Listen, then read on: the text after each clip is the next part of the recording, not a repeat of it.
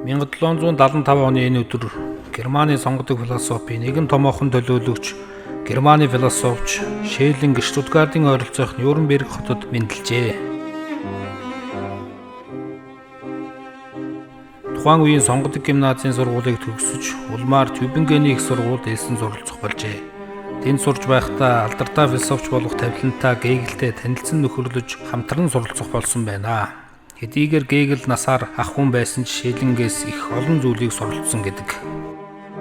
Шеллинг нь 1796-аас 1798 он хүртэл Лайпциг, Дрезден хотуудад амьдарч математик болон байгалийн шинжлэх ухааныг судалжээ. Үүний дараагаар 23 настайдаа Йений их сургуульд алдарт философч болох Фихтэтэй хамтран ажиллах болсон ба атеизмыг тоорсон маргааны дараа 1799 онд Фихтэгийн албан тушаалд томилогджээ. Энэ тухайд алдарт зохиолч Киото дурсан ярьж нэгэн од жаргаж байхад нөгөө от мандаж байна хэмээн бичиж байжээ. Энэ л цаг үе түүний алдартай зохиол трансцендентал идеализмын тогтолцоо бий болсон ажээ. Энэ л цаг үе тэрээр Шлегел тэргүүтээ романтик үзэлтнүүдийн дугуйлантай харилцаатай байж уг дугуйлангийн зүрхэн болсон Каролин Шлегел хэмээх эмэгтэйтэй гэр бүл болжээ. 1803 онд Вюрцбергийн их сургуульд багшлах болсон ба түүнийг 1806 онд Монакогийн шинжлэх ухааны академид урьжээ. 1841 онд түүнийг Пруссийн 4-р Фридрих Вильгельм Берлиний их сургуульд урьсан бөгөөд тэнд Шеллингийн сургаалыг сонсогчдын дотор экзистенциализмыг үндэслэгч алдарт Кierkegaard байсан гэж ярилцдаг. Үүний дараах он жилүүдэд Шеллингийн нэр алдар мартагдаж 1854 онд Швейцарт нас баржээ. Тэрээр 16 настайдаа Иммануэл Кантын дан оюун ухааныг шүүмжлэхэн алдартай зохиолыг уншчихсан байжээ. Шеллингийн дунд зэргийн нуруутай хөвтөр нүдтэй хүн байсан гэдэг. Шеллингийн тухай Оросын зохиолч Осидевский инхүү тэмдэглэн бичжээ. Би Шеллингийг таньдаг байлаа.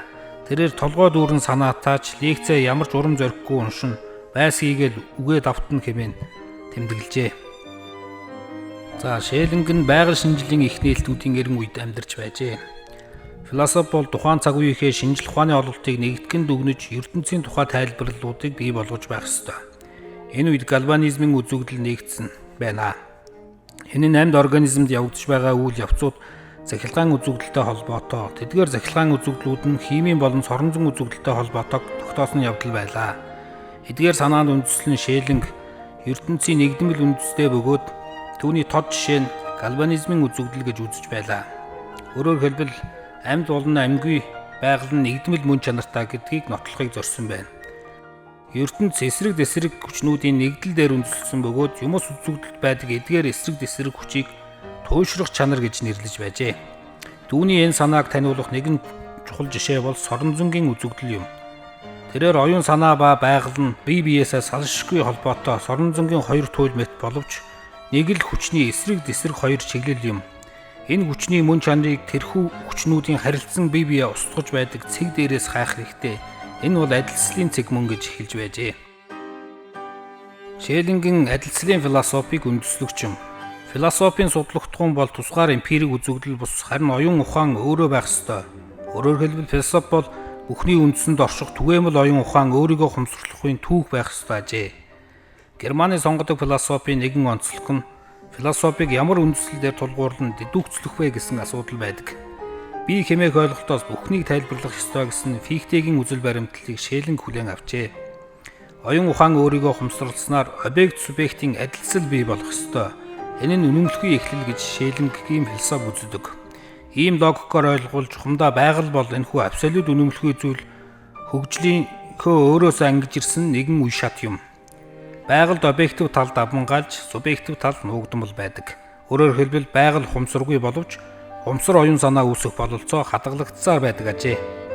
Харин абсолютын хөгжлийн дараах үе шатанд хүний хумсар оюун санаа бий болсноор энэ оюун ухаан өөрийгөө болон байгалыг танин мэдснээр абсолют өөрийгөө танин мэддэг ажээ.